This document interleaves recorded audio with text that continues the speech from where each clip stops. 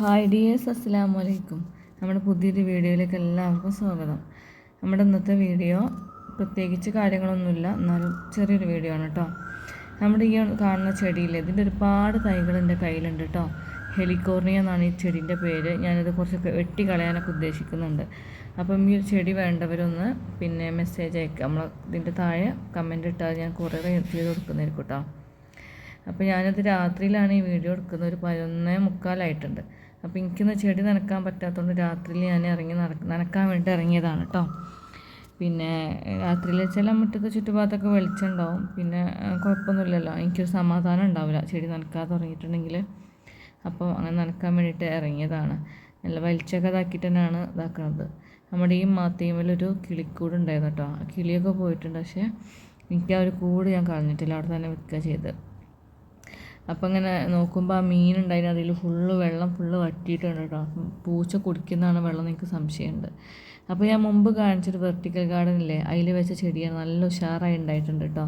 കുറേ ഞാൻ ഇത് കട്ട് ചെയ്ത് മാറ്റിയിട്ടുണ്ട് കേട്ടോ. ഈ ഒരു വീഡിയോസിന് ഒരുപാട് ലെങ്തി ആയിരുന്നു, ഞാൻ കുറേ കട്ട് ചെയ്ത് മാറ്റിയാണ്. ഇതിപ്പോൾ കണ്ടതന്നെ അങ്ങനെ കാണല്ലേ. എനിക്കാണെന്ന് വെച്ചാൽ ഇന്നിപ്പോൾ ഒരു വീഡിയോ ഇടും വേണം, കാരണം നമ്മൾ വീഡിയോ തീരെ ഇടാതിരുന്നാൽ നമ്മുടെ ചാനൽ പോയി പോവുമല്ലോ. അപ്പോൾ ഞാൻ അതുകൊണ്ട് അത് കുറേ കട്ട് ചെയ്ത് മാറ്റാൻ ചെയ്ത് കണ്ട്. ഒരു ദിവസം നനക്കാതെ വെക്കുമ്പോഴത്തിന് എങ്ങാനും നേരം വൈകി അതിൻ്റെ ഫ്രഷ്നെസ്സും ഭംഗിയൊക്കെ നഷ്ടപ്പെടും. അപ്പോൾ ഞാനത് രാത്രി തന്നെ എനിക്ക് സമാധാനം ഉണ്ടാവില്ല പിന്നെ കിടന്നു കഴിഞ്ഞാൽ. അപ്പോൾ ഞാൻ എണീറ്റിട്ട് ഉറക്കിയ ശേഷം ഉറങ്ങിയിട്ടുണ്ടായിരുന്നില്ല. ഉറക്കിയ ശേഷം വന്നിട്ട് ഹസ്ബൻഡ് ഉണ്ട് സിറ്റൗട്ട് ഇരിക്കണത്, എപ്പോൾ തന്നെ ഉണ്ട്. അപ്പോൾ ഞാനങ്ങനെ ഇറങ്ങിയിട്ട് നനക്കുകയാണ് കേട്ടോ ചെടി. ആ സമയമാകുമ്പോൾ ഇവിടെ കുറേ ആളുകളൊന്നും ഉറങ്ങൂല, എല്ലാം വിടുന്നു. ഇവിടെ വെളിച്ചുണ്ടാവും, ആരും ഉറങ്ങൂല. അപ്പോൾ ഞാൻ ഇറങ്ങിയിട്ട് അങ്ങനെ നനക്കാമെന്ന് വിചാരിച്ചു. ഈ സമയത്തൊക്കെ ഞാൻ ചെടീൻ്റെ അടുത്തേക്ക് ഇറങ്ങലുണ്ട്. അത് മാത്രമല്ല, നമ്മൾ ഈ ഒരു ചെടീൻ്റെ മേലെ കൂടെയൊക്കെ ലീഫൊക്കെ നനച്ചു കൊടുത്താലേ ചെടിക്കൊരു ഭംഗി ഉണ്ടാവുള്ളൂ. അപ്പം ഈ രാത്രിയിലാകുമ്പോൾ നനയ്ക്കുക, കാരണം റോഡുമ്മലൊന്നും ആരും ഉണ്ടാവില്ല. മറ്റേ റോഡുമ്മത്തെ ആൾക്കാർ പോകുമ്പോൾ മേലേക്ക് വെള്ളമൊക്കെ ആവില്ലേ. അപ്പോൾ അതിനും വേണ്ടിയിട്ടാണ് ഞാൻ ഈ സമയത്ത് ഇറങ്ങുന്നത്. എന്നുമില്ല, എപ്പോഴെങ്കിലുമൊക്കെ ഇറങ്ങലുള്ളൂ. ഇതേപോലെ നനക്കാൻ കഴിയാത്ത സമയം വരികയാണെങ്കിലൊക്കെ ഇറങ്ങലുള്ളൂ.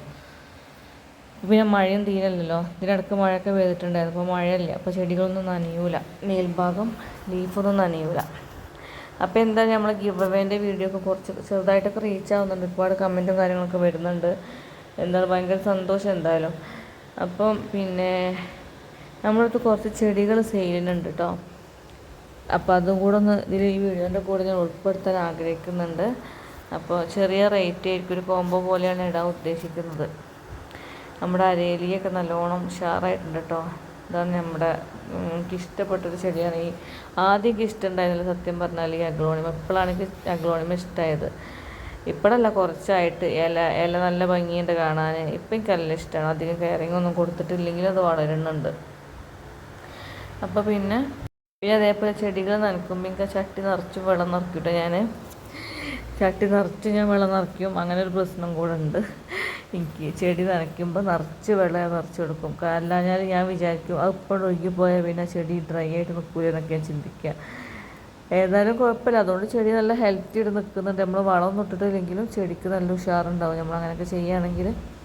എന്നോട് പലരും ചോദിക്കലുണ്ട് എന്ത് വളം ചെടിക്ക് ഇട്ട് കൊടുക്കുന്നത്. ഞാൻ പ്രത്യേകിച്ചൊരു വളം അങ്ങനെ ഇട്ട് കൊടുക്കുന്നില്ല. ഇപ്പോൾ റീസെൻ്റ്ലി ഞാൻ ചെറുതായിട്ടൊക്കെ DAP ഒക്കെ ഇട്ട് കൊടുക്കുന്നുണ്ട്. ആരോ റോസ് നന്നായിട്ട് പോകുന്നുണ്ടാവും അങ്ങനെ പറഞ്ഞപ്പോഴാണ് ഇട്ടിട്ടൊക്കെ തുടങ്ങിയത്. ഇത് നമ്മുടെ ഈ കലാത്തിയകളാണ് കേട്ടോ. കലാത്തിയൊക്കെ തണലിലേക്ക് എടുത്തുവെച്ചതാണ്. ഈ തണലിൽ വന്നപ്പോൾ തന്നെ ഈ പുള്ളിയുള്ള കലാത്തിയൊക്കെ നല്ല വലിയ ഡീപ്പായി വരുന്നുണ്ട് കേട്ടോ. കലാത്തിയൊക്കെ ചെടിയെ ഇഷ്ടപ്പെടുന്ന ആൾക്കാർക്ക് ഏത് സമയമായാലും ഒന്നും നോക്കൂലല്ലോ. ചെടി എന്താ പറയുക, എനിക്ക് ചില സമയത്ത് ചെടിയുടെ അടുത്ത് പോകാനൊക്കെ ആഗ്രഹം തോന്നിയാൽ ഞാൻ വന്നിരിക്കും കേട്ടോ. ഞാൻ ഹസ്ബൻഡ് ചില അധിക ദിവസങ്ങൾ സിറ്റ് ഔട്ടിലൊക്കെ വന്നിരിക്കും. സിറ്റ് ഔട്ടിൽ വന്നിരുന്ന് രാത്രി 12 മണി 1 മണിയൊക്കെ ആകുമ്പോൾ എണീറ്റ് പോവുക. ഒരു കട്ടനൊക്കെ കുടിച്ച് അങ്ങനെ ഇരിക്കാറുണ്ട്. അത്രയ്ക്ക് രസമാണ് കേട്ടോ നമ്മളിങ്ങനെ ഇരുന്ന് ഇതാക്കുമ്പോൾ. ഞങ്ങൾ ഈ ഒരു പാഷൻ ഫ്രൂട്ടിൻ്റെ ഒരു പന്തലും കൂടെ ഉണ്ട് ഇവിടെ.